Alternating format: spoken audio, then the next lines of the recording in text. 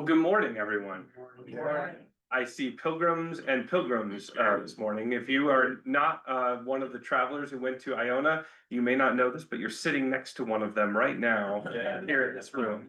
They're a large group, and so some of what we'll be doing is telling each other our stories this morning. We've done that a little bit already, but we want you to hear them too, and for those stories to then to filter out into the wider congregation.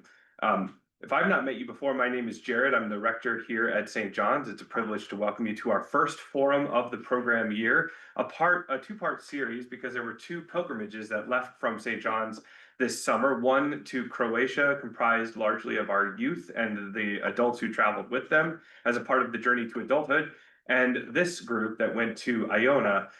Both trips were many years in the making. I think the Iona trip took more than 2 years to plan and prepare, and people spending time thinking about it, setting aside funds for it, and doing some spiritual preparation. And likewise with our youth, they've been thinking about this pilgrimage in tangible ways really since they were 12 and 13 years old. So you'll hear about that next week at our two-part series, Journeying Home, Pilgrimages into Belonging. So if you can't read that because of the lovely technology that lies in front of it, that is our subtext today.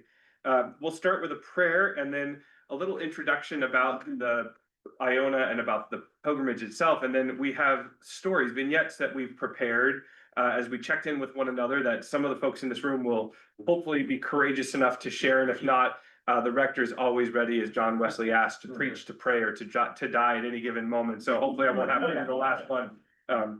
Let's start with prayer, though. The Lord be with you. Let us pray. Bless to me, O God, the earth beneath my foot. Bless to me, O God, the path whereon I go. Bless to me, O God, the thing of my desire, evermore of evermore. Bless to me my rest. Amen. Amen. A prayer from, if you're not familiar with this text, the Carmina Gadelica, or the collection of Gaelic poems, sayings, and prayers that was gathered in the Hebrides and around the Highlands of Scotland some many decades ago. There's a wonderful translation, very academic in its language, because it is a true translation that I was able to pick up a copy of. But one of our local Episcopalians in Minnesota has done a much more artful translation of some of the poems and prayers, and that's what you hear there is an ear towards the art that would have been in the original Gaelic. So, Iona 2025, the picture you see here is on the north end of or beginning to be the north end, the central north end of the island, where the Abbey of Iona sits. And the Abbey is a community of ecumenical Christians from around the globe. That it's a space that's been recreated to house worship, prayer, and work for social justice, open to all visitors, and it is one of the main reasons that Iona continues to be such a highly visited place in the world. Pilgrims and tourists from all over come to visit this space, and it was in part why we were there. It's helped curate and create a culture of spirituality. Some of you might know this, and so I'm going to be brief because we in Anglicanism we talk, at least in parts, about the Celtic nature of some of our faith. Where does our Christianity stem from? Celtic Christianity, one of its principal places of origin is the Isle of Iona, and its history is long. We'll talk a little bit about that history in greater depth, but it begins in the Christian telling of the story in the 6th century with the arrival of Saint Columba and his 12 companions. They arrived from Northern Ireland in what was believed, or the hagiography says, is a coracle, a small rounded boat that drifted from the north of Ireland. They believed by the grace of God and the direction of the Holy Spirit, the winds filled that sail and pushed it to where it needed to go. And it landed here on this tiny island of Iona. Iona is really only about a mile wide at its widest and about 3 miles long at its tips. So it's a very small piece of land. It's one of the inner Hebridean islands, just off the coast of Mull. And by just off the coast, I mean, if you had a strong arm, you might be able to throw a rock or a baseball across the channel. It's about 3/4 of a mile across, I think, at the widest point.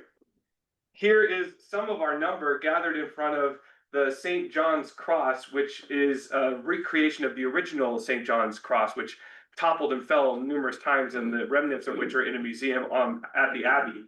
This is essentially where the original monastery would have been built. And the hill behind us would have been where St. Columba's original cell would have been. They found actually evidence of it burning, as was recorded in history. There's some charcoal and remnants there, and some items have been found.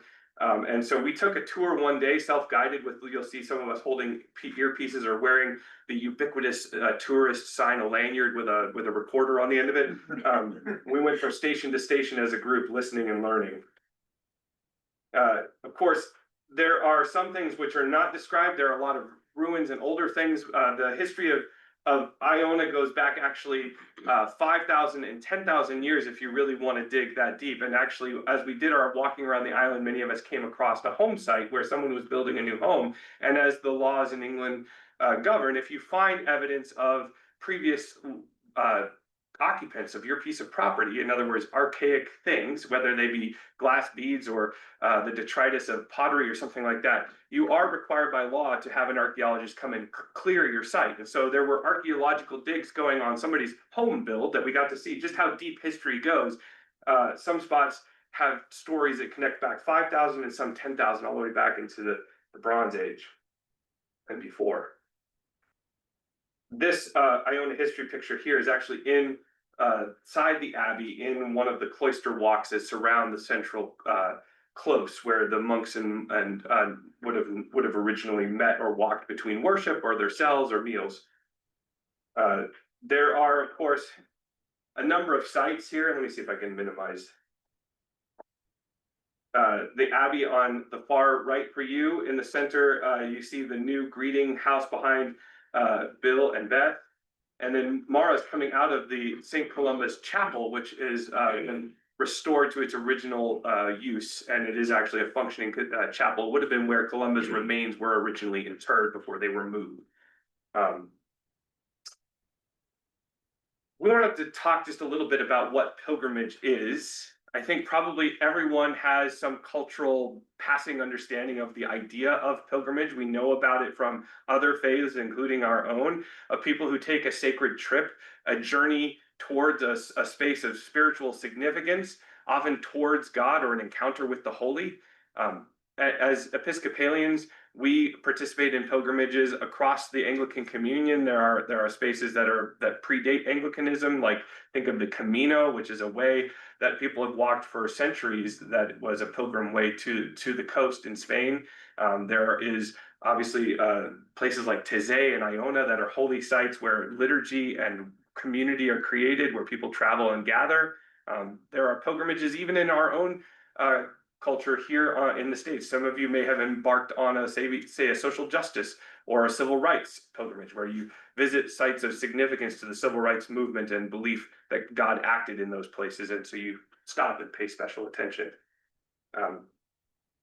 We were pilgrims, first and foremost, from St. John's and St. John's in Linden Hills, and former St. John's members. This is the one time all 23 pilgrims were in one place in Scotland. It is from here that things went, as trips often do, in different directions. Ernie Ashcroft was our coordinator of all things practical on this trip. So housing, food, transportation, the mental health of his colleague priest. Ernie saw to it all and arranged this lovely meal for us in Oban, Scotland, which is on the mainland or the main isle in Scotland across from Mull. So it's where your journey begins. So we convened there on a Friday evening, some of us earlier Thursday night, and had a meal together. It was there, unfortunately, that first contact with the dread Rona was made, and some of our members stayed behind in Oban, and some journeyed on. I'm just going to show a couple pictures of different conglomerations of the travelers. You'll see here some hikers that were out and about. Here you'll see the ferry trip on the upper side, and then the ferry terminal on the lower side. Pilgrimage is, of course, always about traveling and journeying. Help yourself to a chair, Jeff. Sorry, you're black there, my friend.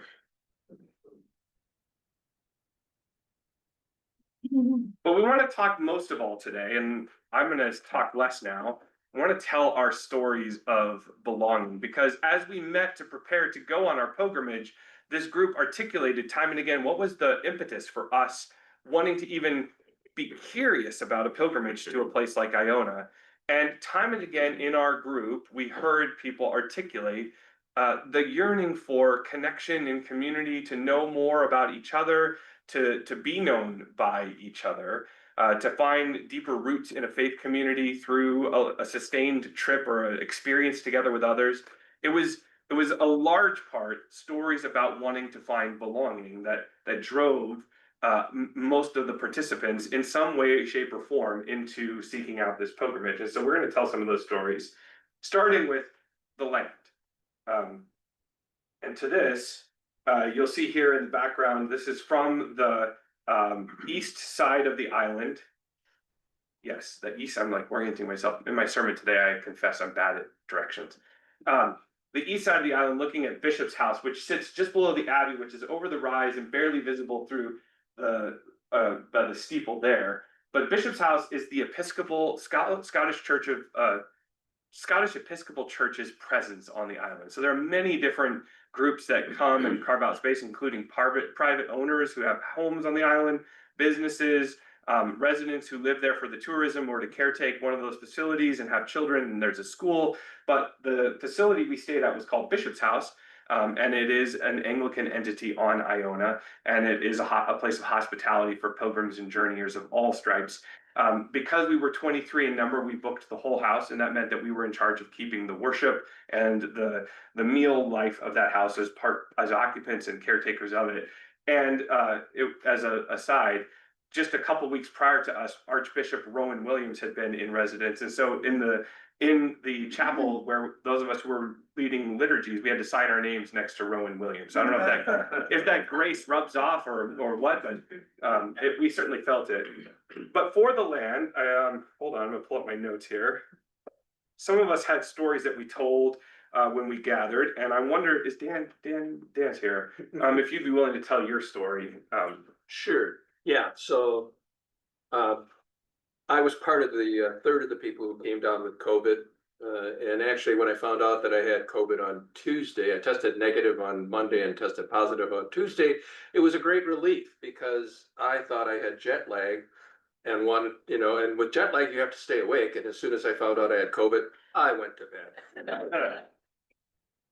But before that, I had gone down and Jared mentioned there was this archaeological site off to the side, and I talked to the two archaeologists that were there.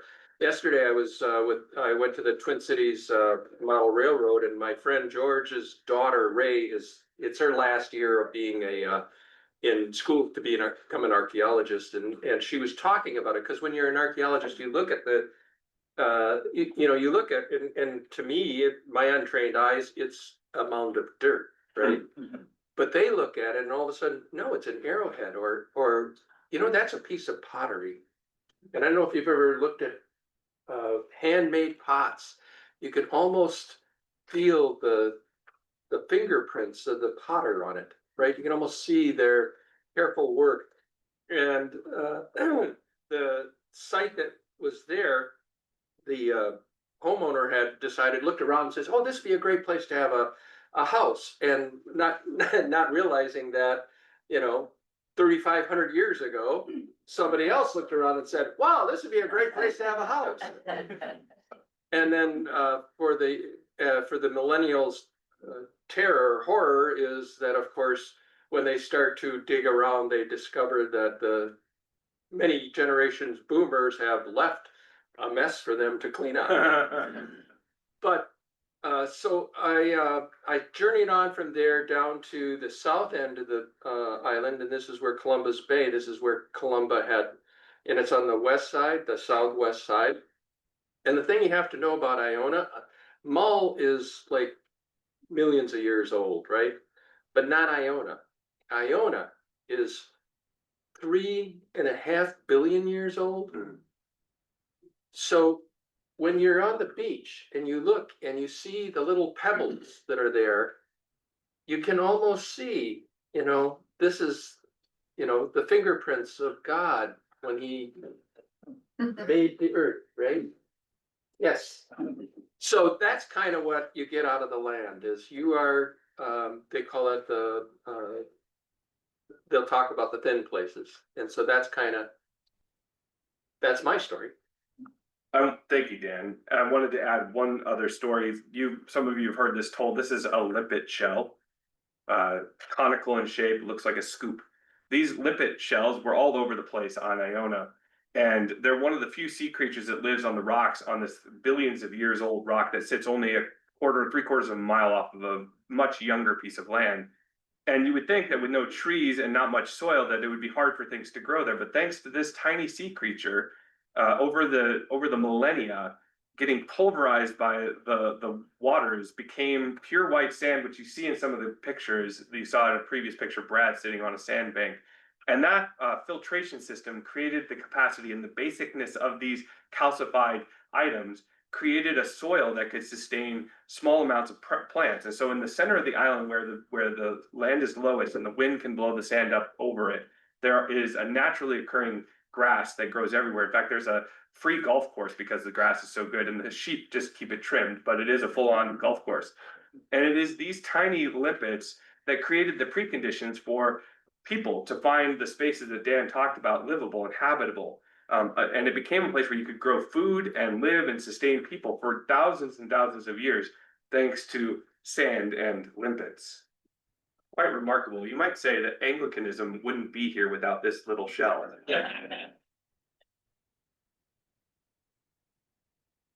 Just off the coast of and also Iona is the island that contains Fingal's Cave, Staffa.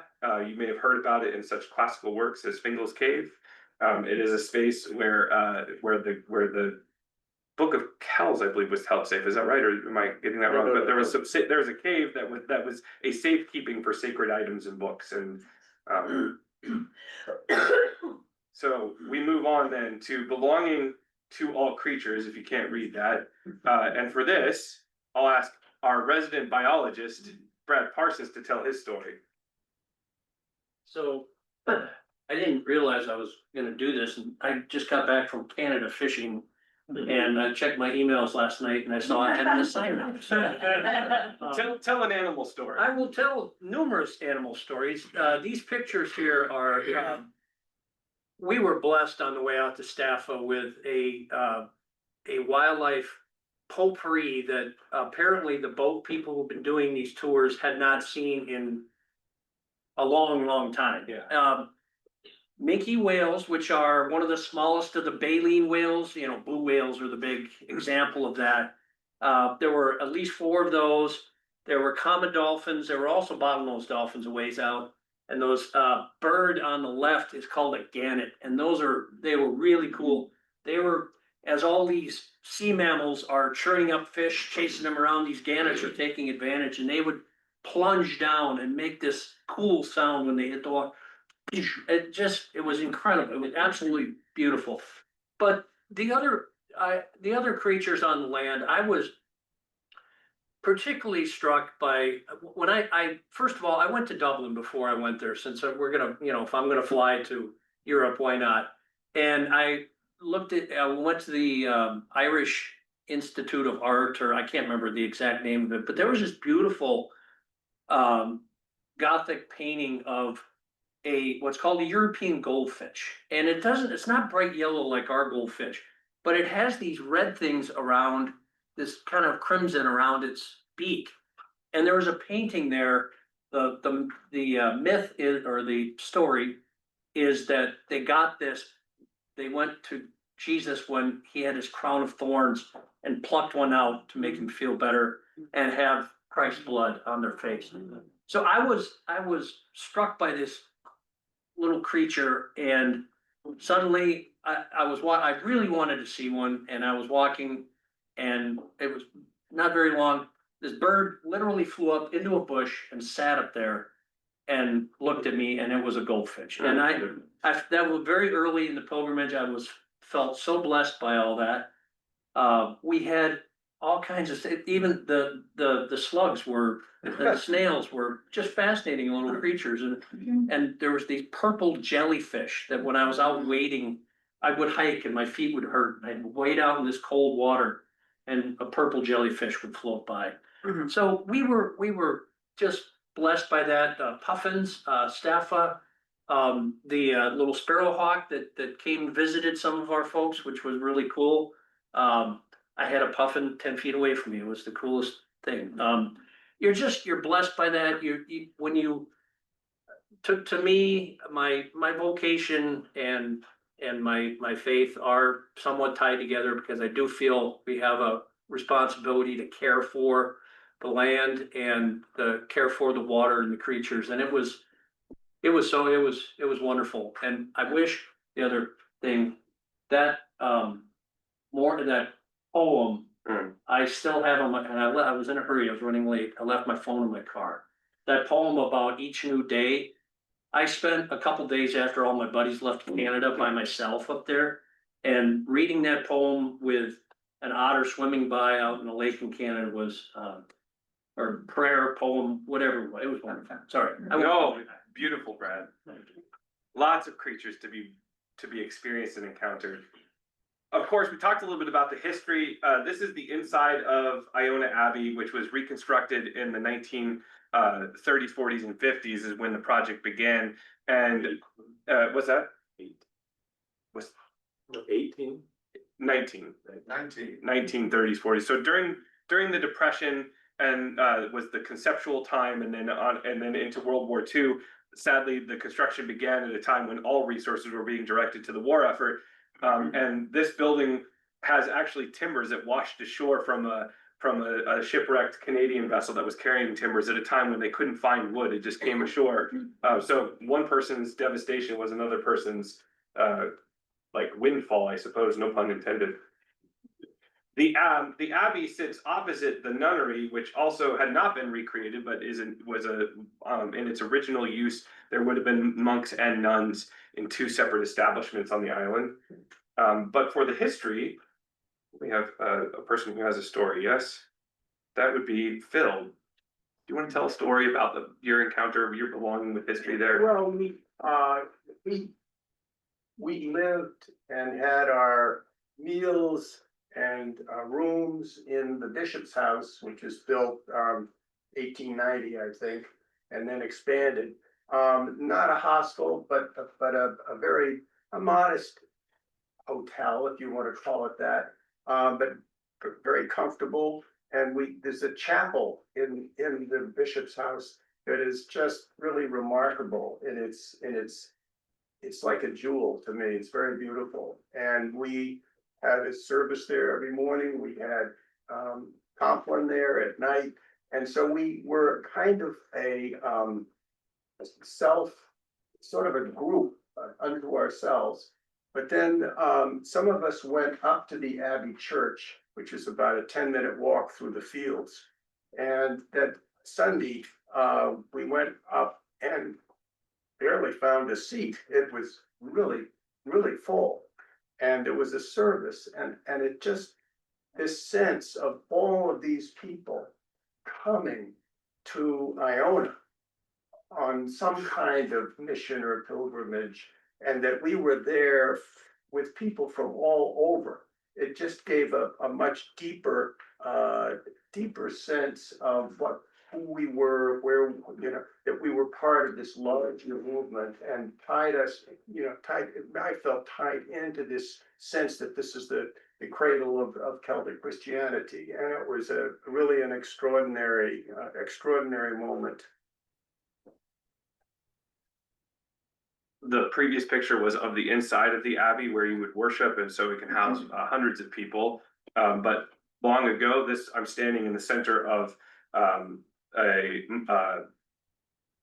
always the word escapes me. Hermitage. A hermitage, thank you.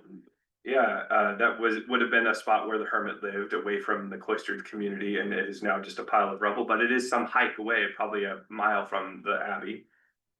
So you find yourself kind of wandering in and amongst the history as you go. It's not just in the worship and not just in the buildings. Here we're standing in the churchyard at the abbey, which would have been separated in ancient custom by a wall to keep the dead separate from the living. But there was a road from Martyrs Bay where people would have made landfall on the Iona channel and it was called the Way of the Dead. It's where one of the main history pieces about Iona is that this is where ostensibly, allegedly, many kings have been buried, not only from England, Scotland, Ireland, but also some Scandinavian countries, and so including Macbeth is supposedly buried here. So, and so they would have been brought from Martyrs Bay. They would have made first rest. Their body would have touched soil there, and then they would have been processed by royal procession or some other procession to this churchyard where St. Oran's Chapel stands, and where a service would have been performed. We mentioned earlier the hill where Columba would have lived, where his cell was kept, where he would have done his writing. This is the spot. And again, pictures from within the cloister. Sure. Yeah. Good. Is David Grant, is he on the list? Cause I don't wanna steal your thunder. Anyone is willing to, is Okay. welcome to share a story Well, at any time from the group. Yeah, okay. As far as the bishop's house, that small chapel was so precious to us and what David shared was meaningful to me, when we met just to prepare for this was we all participated. We all read. We, didn't have any recorded music. We sang, everybody sang very wonderfully. We were blessed with, 4+ priests. And they all participated. We also had a couple from St. John the Baptist, and he's a priest as well. Plus, anybody in the community can come and participate in those services, and they did. But what David said was, you know, it really was ours. I mean, it really was powerful to all of us, I think. Well, and to that end, we are at belonging to our practices. David, do you want to expound upon what Janice shared? Well, I guess for me, it was, I went to Iona to become closer and know the people of this congregation better. What I didn't realize is I also, what really moved me in Iona was that we were a part of the practice of our faith. We participated. When I come to church here, I feel very often I'm sitting in a pew. I go through the motions. I'm observing, but I'm not really I'm not a participant. And here I really felt like I was a participant. Hopefully I can bring that back here as well and feel more connected. Thank you. And Erin, did you have any story about practices? I'm putting you on the spot. No.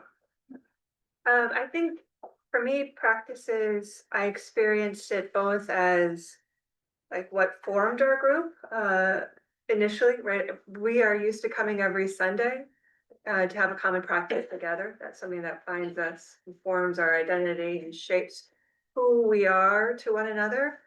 And it was already in that practice that allowed us as a group then to have a liturgy to the day, right? So not only did we have those moments in the chapel, but then you had created moments of reflection, times of gratitude, but also space for us to practice the art of noticing. And that was something I think I observed many people in our group really connecting with, is noticing the earth, noticing where God was, noticing where there was gratitude. And then part of what we implored of one another was that when we came back, we would take these practices that not only formed us or as a group, but then became byproducts of our group. So that some of what we experienced in participating in the liturgy then becomes life-giving for us here. Thank you. And there were practices, as I mentioned at the outset, when you occupy the whole house, you're taking care of clean up after meals and set up for the next meal. You're a part of the household, as it were. And so these kind of quotidian daily practices that were neither liturgy nor spiritual life really also shaped us. We all had to carry our part. Erin mentioned the noticing, and one of the things we love, this is in the chapel of St. Columba at Bishop's House, which is the place where we had to steward the liturgies, both daily office and Eucharist daily. You'll notice that they're in the altar frontal, the noticing of whoever created this tapestry. If you can't zoom in as close as these are the rocks of Iona. So both rocks from mole that were tens of millions of years old or hundreds of millions of years old, and then the billions of years old rocks are represented here. And the plant life is represented, the sheep are represented. Over on this side, you can see the puffins and the ocean. Again, the island draws, and the communities that have existed there draw your attention to the things that are mundane and everyday. And in the center, always the coracle of St. Columba. Some of you might remember Phil Nickel, who had moved to Texas not too long ago, and is still a part of our community through the distance and joined us while we were there. We did practices like gathering up rocks, one that would remind us of what we wanted to leave behind and one that we wanted to take with us. We practiced remembering our baptism. So here we're washing each other's hands in the waters of the Sound of Iona. Aaron mentioned the daily spiritual practices, gathering for conversation in the room together. But then we also needed reminder that we belong to our bodies. Some of you have talked about COVID, which came upon us. We were reminded us very clearly that we needed to rest. It wasn't just jet lag. This statue is hidden out of sight. It's one of the abandoned buildings at Iona is near it. So unless you wanted to hike the trail out to see the Hermitage, thank you. That word is going to forever elude you. You would hike past the fallen Christ statue, which is a modern piece that's been placed kind of in an obscure spot. You have to go and find it. You have to actually go and look for it. But it says on it, his shoulders ache with the weariness of others, his brow lacerated by their twisted expectations. And I think many of us experienced in our bodies as we went on this trip a real exhaustion that comes from the world weariness of what we all face in our daily lives, work, or the other things that come on top of that. And the ability to move our bodies daily and to hike and to eat together, to pray and to rest brought us home and reminded us that Christ actually does give us permission to place our burdens upon him. Sarah, I wonder if you would tell your story about coming back to your body. I thought that was such a beautiful story. Sure, and I'll stand so I can project. So little context, in February 2022, I started having breathing issues. And finally, earlier this year, I was diagnosed with rare pulmonary syndrome. And I actually, as well as going on the pilgrimage, I actually took a 3-month short-term disability or sabbatical, as we call it. And so towards the end of the short-term disability, I was reflecting a lot my journey, and it occurred to me that I had actually been at war with my body for the last 2 years. I was so angry I couldn't do the things that I used to be able to do, that I was being forced into a lifestyle that I did not enjoy. That I had become very disconnected from my body. It was this thing that I really didn't want to deal with, if I could help it. And Iona really was a big part of the healing. I realized that during the 3-month sabbatical, I was reconciling and finding peace with my body. And Iona was a big part of that.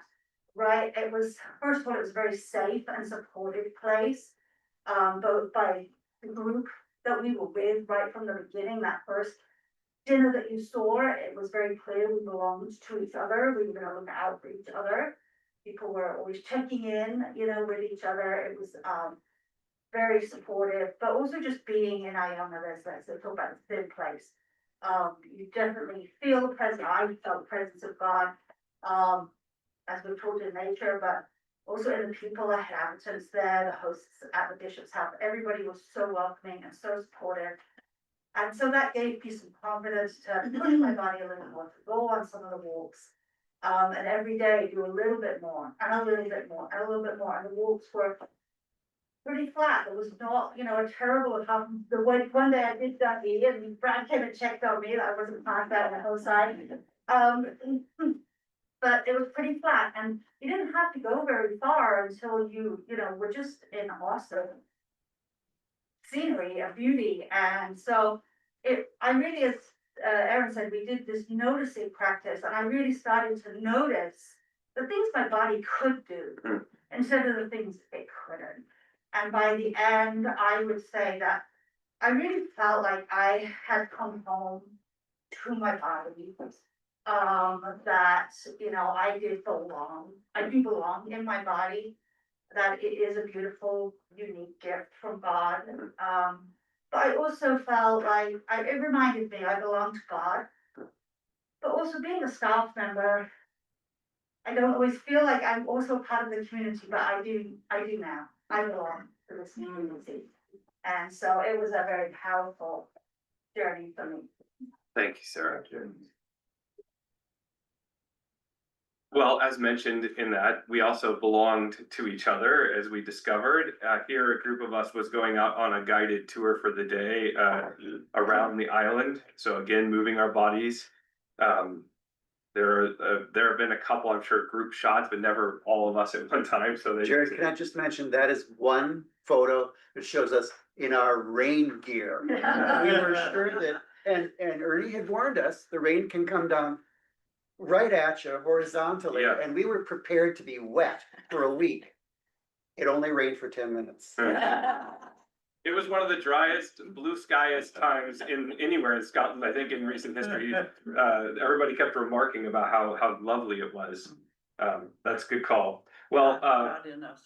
Bob and Maura, do you want to talk about how we discovered that we belong to each other, that community we created, and maybe how we worked around COVID as well? Well, you know, starting in Oban, one of our group came down with COVID, and we had been warned, you know, bring test kits, bring masks. My takeaway is that we did not let COVID take us down. We stayed a community. When someone tested positive, they may be isolated for a day or two, you know, as long as they felt icky. But as soon as they're back, we had sort of agreed that, well, here's a room next to our other room. We'll all still be together. You'll be in that room, but you can hear us talking. And in the chapel, we had, there was a clever name for the gallery. The Court of the Gentiles. Yeah, yeah. Because they could hide up there, but hear and see everything. We were looking out for each other, especially we looked out. I was not one of the oldest ones on the tour. This is a secret. Older people on the tour. It was amazing the way, without saying a word, luggage would get carried, people would check in, and some of the older people just, you know, a hike would be cut short in the middle, and they just gradually walk back to the safety of the bishop's house. Everything worked very well without anyone, I think, feeling, especially, you know, stuck out. I don't know. How do you want to say that? Burdensome. Bird, yes. My turn, okay. So we've heard a lot, I think, already about community, and as Jared said, it was one of the motivators, I think, for many of us to go on the trip, myself included. And so as I've been reflecting on community for this morning, I think I want to emphasize that Iona had both the big pieces and gestures of community, the daily worship, the meals together, the explosive, amazing nature around us. So community with nature, community with each other, community with the land, all the things you've already heard about. But there was also community reinforced for me in the little things. And in particular, that's what I'm reflecting on is coming back here. And so one rainy day, Roger just came and sat down next to us in the lounge and just started talking and telling his life story. We shared our life story. We found a whole lot of interesting intersections to explore. And we just sat there for the longest time. You were probably uncomfortable because you're sitting on a hard wooden bench sort of thing. But it was lovely. And another morning, I was struck by the fact that Texas Phil at breakfast, he liked having toast and wanted toast every morning. But he didn't just make toast for himself. He went table to table and made toast for each table. And so it took him longer that way to get his own toast and breakfast, but he did that for everybody. And so it was a lot of these little things over that week that just had such an impact on me, such a lasting impact. And so in trying to bring some of that back, The two sort of concepts just keep coming back to me. One is curiosity. Hmm. We all brought curiosity with us on this trip. And that helped to build this sense for me of community, curiosity in each other, curiosity in the world around us, coupled with compassion. And I think others have commented, we had just natural compassion for each other, effortless seemingly compassion for each other and the space we were in. And that duality, I think, is what I really want to hold on to as we come back here together. Thank you, Lonnie. Well, we are at the final category, which is we've discovered, of course, a belonging to God. This picture is from the south end of the island, as Dan pointed out. There is Columbus Bay, where Columba allegedly made contact with the island for the first time. He and his followers is where the coracle washed ashore, and they built a shelter. And there is a little labyrinth there that's been created by other pilgrims to the shore who go to visit. It's quite a hike. A symbol, though, that as we journey on pilgrimage and as we enter into a space like a labyrinth, we're actually kind of winding and finding our way to that holy center where we believe we'll encounter God. And this is another one of those thin places if you journey out to it. But many of us had holy encounters, and they were all over the place, different kinds of holy encounters. But I wonder if Ernie or Jan has a story that they'd be willing to tell about encountering God. Well, about when I was in my late 60s, I went to Iona because I knew that in a few years' time, I was going to retire from working full time in the church. And so I was asking myself at that stage, well, God, what's next for me? So it was really a thing for discernment. And Iona is a wonderful, wonderful place if you want to go and do some discernment. It's so, it's partly because it's a thin place. So I went and I spent 2 weeks on my own there on Iona.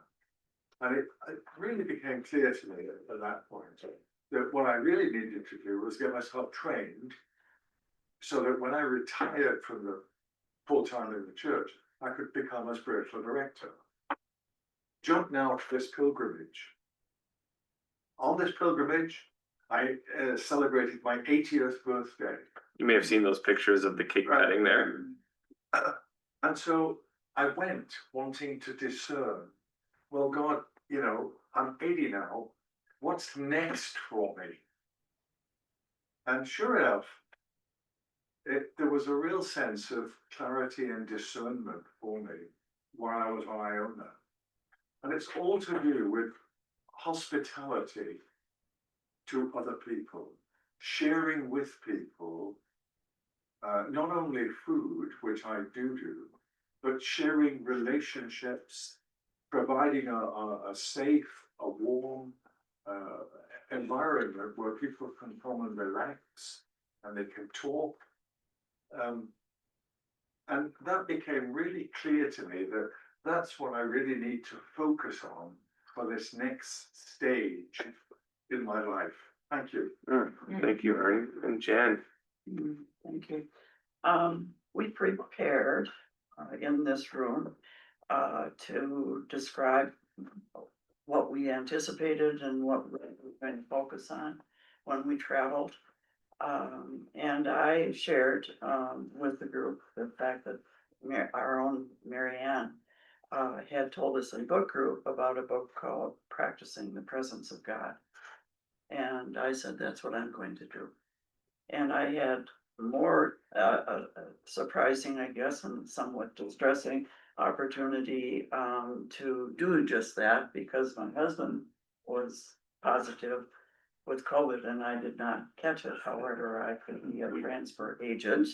And therefore, at first I was disappointed. And I must say that I bought a couple of things in the Abbey gift store, and one of them is called Portraits of Iona. And the reason I bought it was because we took lots of photos, but we wanted a photo album if we could from where we were. And so I found this book in the bookstore, and it turned out it was a wonderful guide for me and also wonderful for remembering So I have two short stories. I can see the time, but the opening, and this woman was a resident, artist in residence. So she was there very purposefully, and as I recall, it were about 10 weeks over parts of 2 years. So she stayed in what this book taught me a lot, but also where she was staying were little bothy, I think it's called, and they're just sort of self-contained small places where actually a person could discern very well. But she also drew or painted also 35 pieces, and they're all in this book, and they're all labeled, and it starts with a quote from Saint Columba: "Iona of my heart, Iona of my love, instead of monks' voices will be lowing of cattle, but ere the world ends, Iona shall be as it was." And she closed her book, saying, "Thank you for holding me, but ere the world ends, Iona shall be as it was." And it's, the illustrations are beautiful, and thankfully Phil and I were able to participate in most of it, but we didn't, all of it, so that was something I was able to enjoy.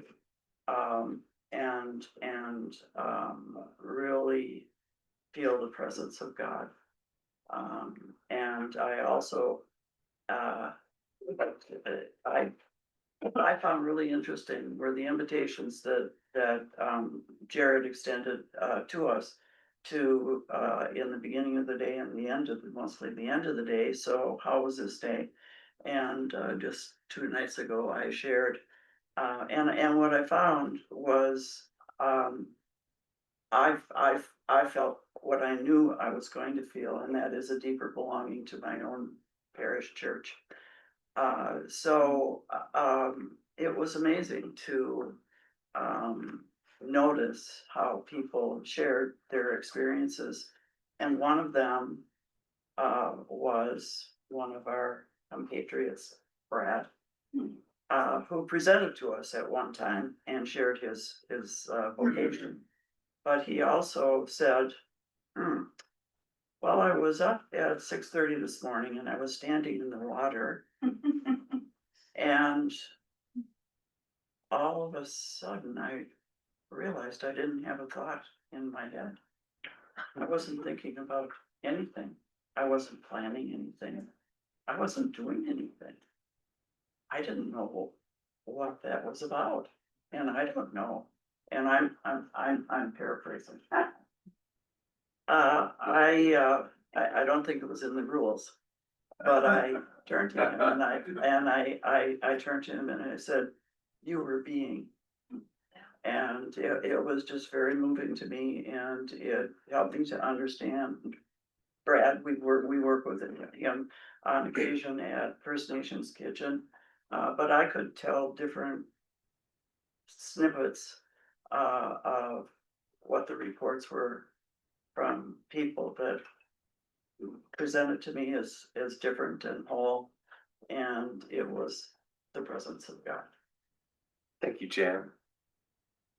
So that's a perfect spot for us to conclude that we spent each day noticing where we had been moved, where God had showed up. And if you have done any study of Celtic spirituality, you know that there's this deep and abiding sense that God shows up in all places, in the mundane and in the everyday, in the plants and in the animals and in our relations. That's why I opened with that prayer from the Carmina Gadelica.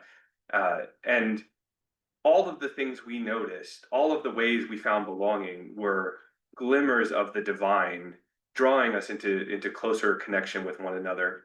The forum series, this two-part series, is called Journeys of Belonging, Coming Home. And of course, we came back with our stories. We came back as a new, more connected community. And I thought it'd be good to close with a picture of these stones. This was my goal on this trip, and I couldn't find them. And our tour guide produced some from his pocket. There is a quarry at the end of the island, allegedly. I didn't find it. that has a marble that's infused with this green serpentine. It's been quarried and sold all over the world. It makes up altars and beautiful garden pieces in every country. And it's in the Abbey house. The altar is made of this whitish riven with green stone that is Iona in its sort of essence. And what we know through geology is that this particular band of serpentine, this green stone, exists only in two places visible above the land. It exists on the Isle of Iona, and it exists in the state of Minnesota. That thread of land travels under the crust and returns to us here. And so we bring these grace notes home with us about how we belong, whether we're there or here. My time is running short, but there is still about 10 minutes before worship begins, and I'm sure you're all itching to get there. But time for questions, at least 2 or 3. Yeah, Par. Yeah, on the one hand, I know God is everywhere, but on the other hand, I really have experienced thin places before. And I'm wondering what we can do nearby to cultivate places that are like that. That's great. To make them more accessible for people who might not be able to fly all the way to Scotland. That's a great question. Yeah. Well, as we know, there is here too, and that's the other thing. And that thin places exist in many spots. One of the things we did were those practices of each day noticing where we had been moved either by beauty or where we had noticed something within ourselves, a thing we needed to set down or take up, a gratitude. Any of those practices of simple noticing, asking a guiding question, are spaces for the unfolding of the divine within us. And I think apropos of the coming together as people, I don't know about you, but I find it hard to connect even with my neighbors if I'm moving at the speed of life. But it requires a slowing down, and slowing down doesn't take a 5,000-mile trip. You could do slowing down in little practices of Sabbath, carving out in your schedule a time for prayer or presence, to stand in the water as Brad allegedly did and felt the emptiness of no question in his mind. Those can be cultivated in any place, beyond the regular habits of prayer and Eucharist and of caretaking one another, which are all very, very doable as well. Thank you for that question, though.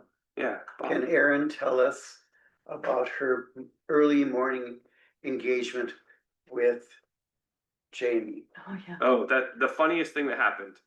I really should. It's your story. We tell it over and over, but you were the one who did it. So, as I mentioned, we all were caretakers of this house, as we had to take care of the setup for meals, the clear down. We had to run the daily worship. But there were a staff of folks who were resident in the house, including some interns. And a young man named Jamie was one of the people on staff. He would show up every day in the brightest of regalia. He had these, I think he got them on Amazon, but matching beach hat, bohemian shirt, and then board shorts with the most garish prints on them. And so he was noticeable every day, and I just loved his style. He would be rushing from place to place. I said, "How do you get it all done?" He said, "ADHD, mate." And one morning, our final morning there, Jamie comes running into the house late. He's sweating, and he is dressed from head to foot like a vampire from the 15th century. He's got on a cape that's satin. He's got on a waistcoat with a pocket watch. He's got on a cravat. And his face is white. He's got the widow's peak and a little blood coming out from around his mouth. I was like, "Jamie, what are you doing?" And he said, "There was a vampire party last night on Iona, and I overslept my alarm, and now I'm here." So he had come to work, and his colleagues did not let him live it down. But I just thought that was the most beautiful thing, funny, and also down to earth, that we were comfortable and knew each other in this way. So I'm sure there are many more questions. Raise your hand if you were on the pilgrimage. Look around you, those who were not. These are people you can ask any question of. They'd love to tell you more. Some didn't tell stories this morning. We ran out of time, but they have stories to tell and pictures to share, and would love to talk to you about that. Thank you for being here for our first forum of the year. And we'll see you at worship.